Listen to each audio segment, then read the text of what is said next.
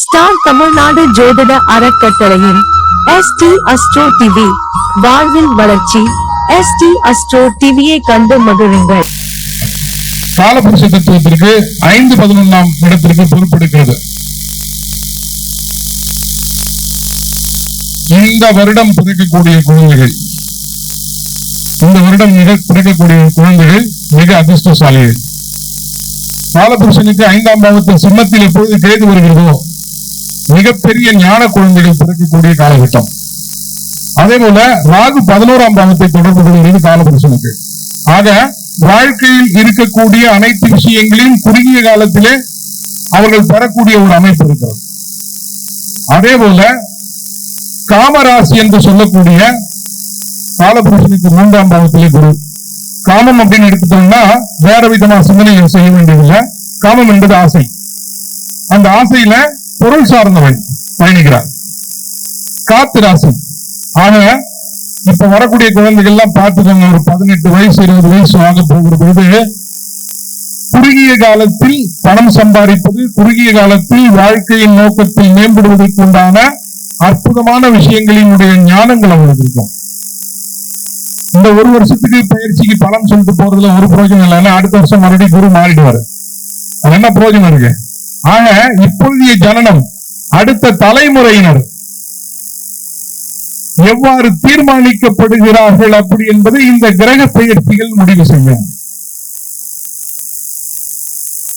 அதே போல நான் எப்பவுமே நெகட்டிவ் பேசுறது இல்லை எந்த இடத்துலயுமே. ஆனா இப்ப ஒரு குறிப்பான ஒரு சில விஷயங்கள் சொல்லிட்டு அதுக்கு நெகட்டிவ்க்கு உண்டான ரெமெடியை சொல்லிடுறேன்.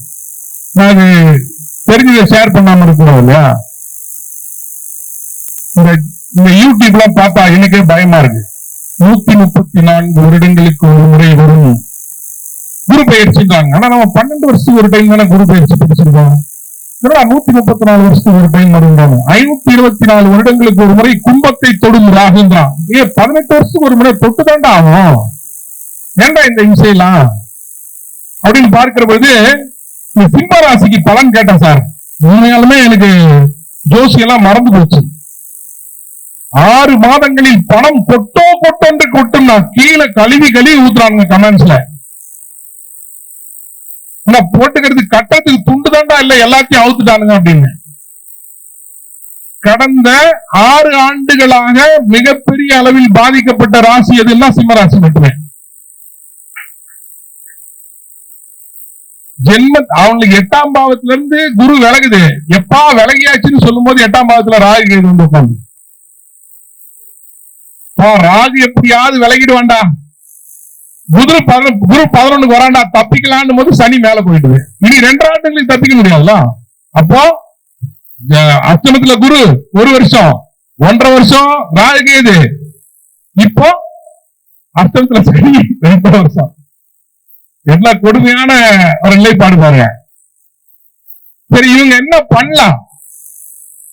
பண்ணலாம் மாத்த முடியுமா அப்படின்னா, பயிற்சி என்பது ஏதோ ஒரு விஷயம் நடந்து இன்னைக்கு இந்த பிரளயம் மாறி நாளைக்கு காலையில குரு பகவான் நேரம் ஆலங்குடியில இருந்து நேரம் புறப்பட்டு திருச்செங்கோடுக்கு வந்து எல்லாருக்கும் யந்திரம் கொடுத்த எல்லாருக்குமே எல்லாத்துக்கும் 15 லட்சம் பணம் போட்டுருவாரு. அப்படியா? அப்படிலாம் ஒண்ணும் இல்ல. என்ன செய்வாரு அப்படின்னா, உங்களுடைய ஜனனகால நிலைப்பாட்டில் குரு உங்களுடைய நிலைப்பாடு எதுவாக இருக்கிறதோ அதை சார்ந்த விஷயங்களை கொடுப்பார். அவ்வளவுதான். எலுமிச்சம்பழத்தை தர்பீஸ் பழ ஜூஸ்ல போட்டா என்ன வித்தியாசம் வருமோ அந்த வித்தியாசம் 8ஆம் பாவத்துல குரு அமர்ந்தால் வேற ஒரு டேஸ்ட் மாறிடுது இல்லையா? புளிப்புக்கும் இனிப்பும் டேஸ்ட் மாறிடுது. இது பஞ்சபூத தத்துவத்துல சொல்லலாம். உங்களுடைய நிலைப்பாடுகள் எப்படி இருக்கிறது? நீர் ராசியில் அமர்ந்து இருக்கிறது அவங்களுடைய ஜனனகால குரு இப்பொழுது எந்த ராசியில் வருகிறது, அந்த ராசிக்கு இந்த ராசி இணைவாக இருந்தால் நல்லா நடக்கும். இது மாதிரி அமைப்பு தான். ராகுகேது பத்தி என்கிட்ட வந்து இந்த ஐபிசி பத்தியில நியூஸ் எடுத்தாங்க. உண்மையாலுமே சனி பெயர் தான். எங்க இருந்தியா பெயர்து? அவங்க பாட்டுக்கு அவங்க வேலையை செஞ்சுட்டு இருக்காங்க. அதுல ஏற்படக்கூடிய மாற்றங்கள் என்னவோ அதுதான் நம்மளை பாதிக்கும். சரி, இப்ப நேரம் டைம் சரியில்லை, டைம் அதிகமா இல்ல. அதனால ஏன்னா நம்ம வாய் சும்மா இருக்காது. அந்த சிம்ம ராசியினர் செய்யப்பட வேண்டிய வேலைகள் மிக முக்கியமாக, குறிப்பாக ஒரு 10 to 15 வயது பெண் குழந்தைகளோ ஆண் குழந்தைகளோ வீட்டில் இருந்தால் அரச மரத்துல இருந்து தான் எடுக்கணும். அரச மரத்துல குச்சி காஞ்சி கீழே விடும், பறிச்சு எடுத்து வந்து காய வைக்க கூடாது. மரத்துல காஞ்சி குச்சி கீழே விடும். அந்த குச்சி எடுத்துட்டு வந்து காலையிலையும் சாயந்தரமும் தூபம் போடுங்க.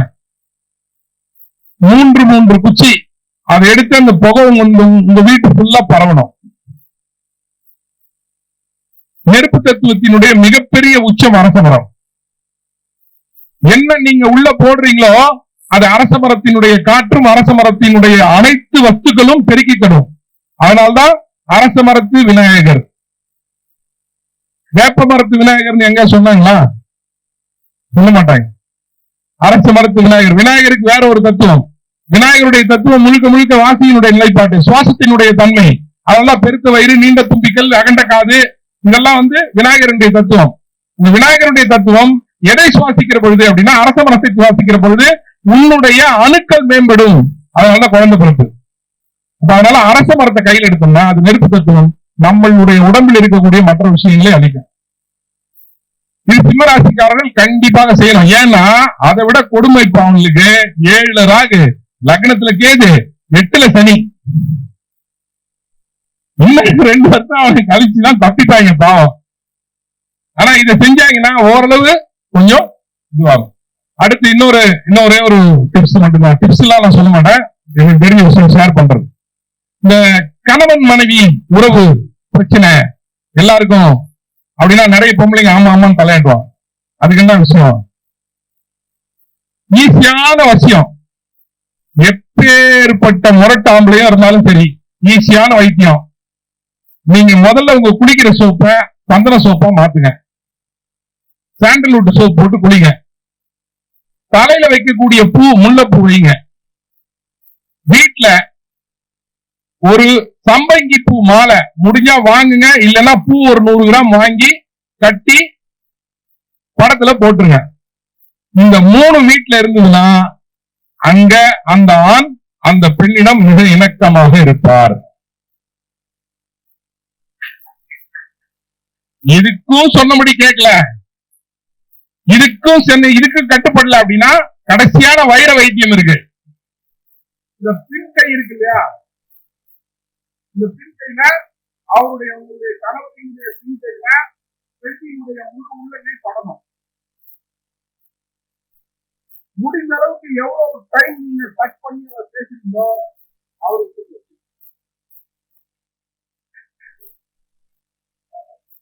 கேட்கலையா? இல்ல கேட்காத மாதிரி இருக்கா? உண்மையாலுமே இல்ல, நான் பொம்பளைங்களுக்கு தான் சொல்றாங்க, பின்னாடி இந்த ஆம்பளைங்க எங்களுக்கு கேட்கவே இல்லைங்கன்றாங்க. ஐயா, இந்த பின்பக்க கை இருக்கு இல்லையா, புறங்கை, இந்த பிரமங்கையில உங்களுடைய சாப்பிடுற கையினுடைய உள்ளங்கை அவங்க மேல படணும். எத்தனை முறை நீங்க அப்ளை பண்றீங்களோ அந்த அளவுக்கு அந்த ஆண் வசியப்படுவார். இதேதான் பெண்களுக்கு. ஆனா கை மாறணும். இந்த கை மாறுபடணும். ஜெயன்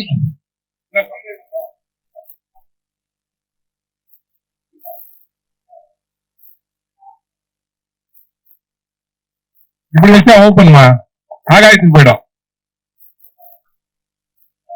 கம்தான் வைக்கணும்.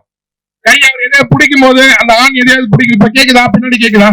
ஆண் எதையாவது பிடிக்கும் போது அவர் கையை மேக்சிமம் இந்த உள்ளங்கை இந்த பெண்ணினுடைய உள்ளங்கை ஆழ்ந்து இந்த கையில பட்டு எவ்வளவு தூரம் நீங்க பேசுறீங்களோ அந்த அளவுக்கு அவர் இணக்கமாக இருப்பார். இதேதான் பெண்களுக்கு கை மாத்தணும். பெண்களுக்கு ரொம்ப ஈஸியான வசியமாகிற ஒரு இடம் இருக்கு. அது இதெல்லாம் கொடுக்க சொன்னா சரி வருமானு தெரியாது. இந்த கழுத்தினுடைய பின்பகுதி சொல்லல அவ்வளவு தூரம். அப்புறம் இவர ரகசியம் சொல்லாம போயிட்டாருன்னு வாங்க. இந்த கழுத்தினுடைய பின்பகுதி இருக்கு இல்லையா, அதை சும்மா தொட்டு பேசினாவே போதும். இதெல்லாம் சுக்கிரனினுடைய தன்மை, ஜோதிடம் தான் சொல்றேன், வேற எதுவும் இல்லை. அதே போல்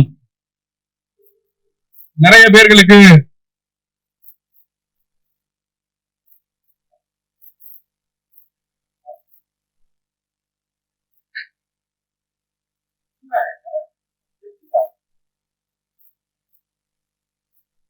ஒரு மாறுபட்ட உறவு ஏற்பட்டு விடுகிறது. ஏதோ ஒரு இடத்துல இந்த பிரிக்கிறதுக்கு படாத பாடுபடுவாங்க. ஜோசியெல்லாம் எத்தனை பேர்கிட்ட கேட்கிறாங்க, ரொம்ப ரொம்ப சிம்பிளான வழி இருக்கு. எங்க போனீங்கன்னா அந்த மந்திரம் இந்த மந்திரம் அந்த பூஜை இந்த பூஜைன்னா ஒரு 2 லட்சம் 3 லட்சத்துக்கு கழிச்சுவாங்க. ரொம்ப ரொம்ப சிம்பிளான வேலை. யார மாத்தணுமோ அவரு 5 முக ருத்ராட்சம் ஒரு பக்கெட்ல நைட்டு போட்டுடணும். அந்த பக்கெட் ஃபுல்லா தண்ணி பிடிச்சு வச்சிடணும். காலையில அவங்க என்ன குளிக்கிறாங்களோ நார்மலா சோப்பு போட்டு எல்லாம் குளிச்சு முடிச்சதுக்கு அப்புறமா அந்த ருத்ராட்சத்தை எடுத்து வெளியில வச்சுட்டு அந்த பக்கெட்ல இருக்கிற தண்ணியை உடம்புல ஊத்திட்டு தோட்டிட்டு வந்தோம்னா அதுக்கப்புறம் சோப்பு எல்லாம் போடக்கூடாது. 7 நாள் செய்ய சொல்லுங்க. பிரியாத உறவு இருந்ததுன்னா என் நம்பர் எடுத்துட்டு எனக்கு போன் பண்ணுங்க. வாய்ப்புக்கு நன்றி கூறி விடைபெறுகிறேன். வணக்கம்.